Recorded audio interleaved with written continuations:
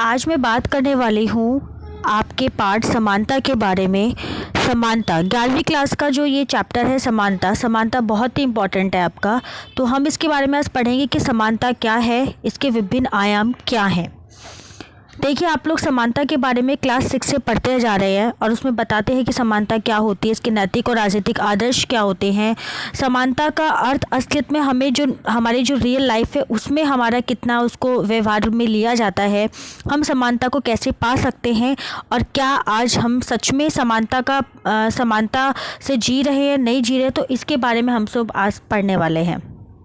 Okay, तो हम चलते हैं कि सबसे पहले कि समानता हमारे लिए महत्वपूर्ण क्यों है। देखिए, समानता अगर हम बात करें कि समानता महत्वपूर्ण क्यों है, तो मैं कह सकते हैं कि विश्व में जो सबसे ज़्यादा जो शक्तिशाली देश माना जाता है आज के टाइम पे अमेरिका, वो भी पूरी तरीके से समानता का प्रारूप नहीं सिद्ध कर पाए थे, क्योंकि वहाँ पर भी रंग भेद की नीति, यानी कि जो गोरे और काले, यानी कि जो अश्वेत और श्वेत की जो असमानता थी वो भी वहाँ पर दिखाई दी थी, और जो एक बहुत बड़ा सामाजिक स्वरूप के बारे में, सामाजिक समस्या को वो दिखा रही थी।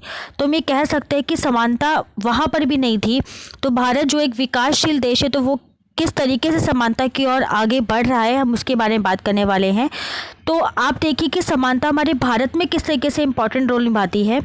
पहले तो ये देखिए कि समानता है क्या। देखो, समानता की अवधारणा की बात अगर हम करते हैं तो आपके सामने जो स्क्रीन है उसमें साफ साफ दिया गया है कि समानता, देखिए आप ये देखिए, समानता की अवधारणा एक राजनीतिक आदर्श के रूप में उन विशिष्टताओं पर जोर देती है जो मनुष्य के रंग, लिंग, वंश और राष्ट्रीयता के फर्क को दिखाते हैं। यानी कि हम लोग सार्वभौम जो मताधिकार के बारे में चलते हैं वो हमारे इम्पॉर्टेंट है। सार्वभौम मताधिकार जो आप क्लास 6 में भी पढ़ चुके हैं। सार्वभौमिक मताधिकार का मतलब होता है कि कोई भी बिना किसी भेदभाव की, यानी चाहे वो लिंग का भेदभाव हो, रंग का भेदभाव हो, किसी जाति का भेदभाव हो, ऐसे किसी भी भेदभाव के बिना जो वोट देने का अधिकार देते हैं उसे कहते हैं सार्वभौमिक मताधिकार।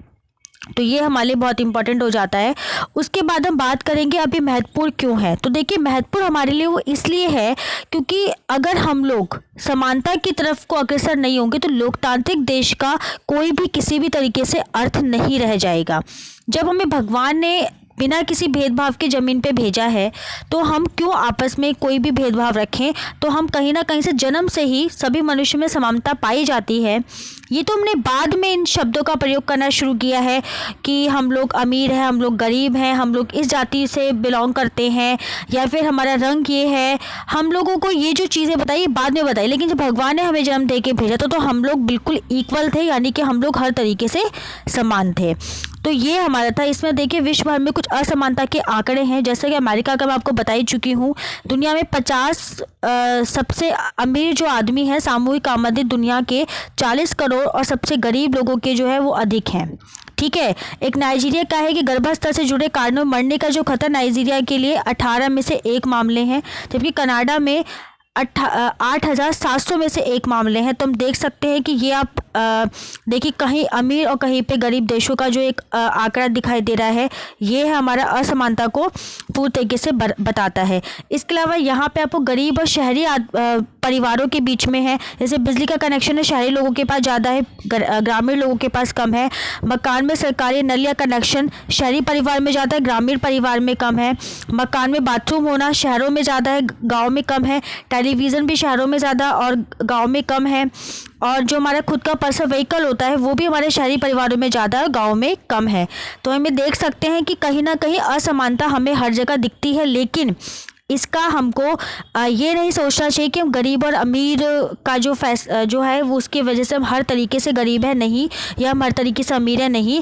इस दुनिया में धन संपदा, अवसर, कार्य स्थिति, सब कुछ जो हमको पूरी तरीके से असमानता को घोषित करता है। तो यही भारत में इस चीज़ को देखा गया है कि हमारे मौलिक अधिकार में भी समानता को दिया गया है कि हमें हर तरीके से समान रहने का प्रयास करना है, और हर एक सरकार इसको समान रखने का प्रयास करती है। अब हम आते हैं कि समानता असलियत में क्या है। समानता अगर हम बात करें तो स्वतंत्रता के समानता भी हमारे लोकतंत्र का ही आधार है। फ्रांस की अगर राष्ट्रीय सभा में मानवीय अधिकारों की बात करें तो मानवीय अधिकार घोषणा पत्र में लिखा गया था साफ साफ कि मनुष्य जन्म से समान होते हैं, पैदा होते हैं और अपने अधिकारों के संबंध में समान ही रहते हैं। तो ये हमारा था जो फ्रांस का घोषणा पत्र था। इतना ही नहीं, हमारा एक अमेरिका के घोषणा पत्र में भी लिखा था। वो क्या लिखा गया था, हम इस सत्य को स्वतः सिद्ध स्वीकार करते हैं कि सभी मनुष्य समान उत्पन्न हुए हैं। इतना ही नहीं, लॉस्की ने भी लिखा था, जो भी अधिकार एक दूसरे व्यक्ति को नागरिक होने के नाते प्राप्त होते हैं, वे अधिकार मुझे भी और उसी सीमा तक प्राप्त होने चाहिए जो सबको प्राप्त है। इसी प्रकार बार्कर ने भी अपनी परिभाषा दी थी। तो हम कह सकते हैं कि सबने अपनी अपनी परिभाषा दी है कि हम समान हैं, पैदा ही समान हुए हैं और सबको समान रहने का अधिकार भी है। तो ये हमारी समानता है। अब समानता का हम देखते हैं कि ये समानता असलियत में किस तरीके से प्रकट होती है। देखिए, हर देश में उनके कुछ नॉर्म्स होते हैं, कुछ रूल होते हैं, लेकिन अपने देश की बात करें तो आधुनिक युग में समानता को अनेक देशों में संविधान और कानूनों के द्वारा सम्मिलित किया जा रहा है।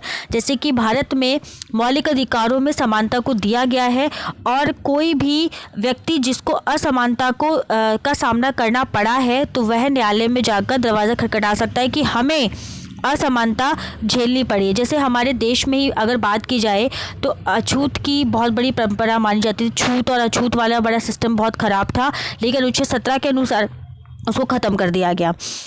अब हम बात करेंगे कि समानता जो है वो के प्रकार कौन कौन से हैं। तो सबसे पहले आएगी प्राकृतिक असमानता। प्राकृतिक असमानता किस प्रकार होती है? देखिए, जन्म से ही मैंने बता दिया कि जो व्यक्ति हैं वो कहीं ना कहीं असमान पैदा होते हैं। हम लोगों को भगवान ने समान तो बनाया है, समान एनवायरनमेंट में पैदा किया, लेकिन हम लोग में हम पड़ोसी के साथ ही कंपेयर ना करके अगर सिर्फ अपने घरों में कंपेयर करें तो हम और जैसे हमसे हमारा जो भाई या हमारी खुद की सगी बहन भी हमारे जैसी नहीं होगी। उसका रंग रूप अलग होगा, उसका चलने का तरीका अलग होगा, उसका कपड़े पहनने का तरीका अलग होगा, उसका बोलने का तरीका अलग होगा। तो मैं कह सकते हैं कि हर कोई अलग होता है, भगवान ने सबको अलग अलग बनाया है। लेकिन असमानता तब पैदा होती है जब हमारा व्यवहार उस तरीके से हो जाए, हमारे माता पिता का व्यवहार हमारे लिए अलग अलग हो, तो वहाँ असमानता होती है। वैसे हम लोग प्राकृतिक रूप से हमेशा असमान ही पैदा होते हैं। अच्छा, उसमें भी एक असमानता की बात की जा सकती है। जैसे कि हम लोग ये नहीं कह सकते कि कोई व्यक्ति अगर विकलांग पैदा होता है तो उसकी तुलना अगर किसी मतलब हष्ट-पुष्ट व्यक्ति से की जाए तो ये गलत माना जाएगा। अगर पेरेंट्स उसको ज़्यादा केयर कर रहे हैं कि जो विकलांग है, तो ये असमानता का रूप नहीं होता, ये तो समानता का ही रूप है, क्योंकि प्राकृतिक असमानता उसमें ज़्यादा पैदा हो गई है। अगर कोई जन्म से जिनके शरीर जुड़े होते हैं, किसी की आँख नहीं होती, किसी के कान नहीं होते हैं, यानी कि वो बहरा होता है, कुछ भी ऐसी कोई अगर प्रॉब्लम किसी में अगर आती है जन्म से ही, तो प्रकृति ने उसको असमान बनाया है। तो हमें उसके साथ समानता का व्यवहार ऐसे नहीं करना है कि हम बोलेंगे भी तू भी भाग, जो बिल्कुल हष्ट पुष्ट है तो वो जो विकलांग है वो भी भागेगा, नहीं, ये असमानता होगी हमारे लिए कि उसको ज़्यादा अवसर देना। तो ये हमारा समानता का स्वरूप यहाँ पर आएगा, वो हम आगे बात करेंगे। पहले तो हम असमानताओं का दौर देख लेते हैं कि असमानता कहाँ कहाँ होती है। दूसरा है नागरिक असमानता। नागरिक असमानता किस प्रकार होती है? देखिए, हम लोग अगर देखें तो मौलिक अधिकारों में सभी लोगों को समान अधिकार प्राप्त किए गए, लेकिन कहीं वहाँ पर भी कुछ, जैसे कि जो पिछड़ा वर्ग है उनको कुछ आरक्षण दिए गए हैं। वो इसलिए दिए गए क्योंकि वो बहुत लंबे समय तक कुचले रहे थे, दबे हुए रहे थे, उनको आगे आने का मौका नहीं मिला था, तो इसलिए उनको आरक्षण दिया गया। तो ये हमारी नागरिक असमानता होती है, जो कि हमारी जन्म से नहीं होती है, ये हमारी सोसाइटी के द्वारा बनाई जाती है। तीसरा है सामाजिक असमानता का क्या मतलब रहा? सामाजिक असमानता का मतलब होता है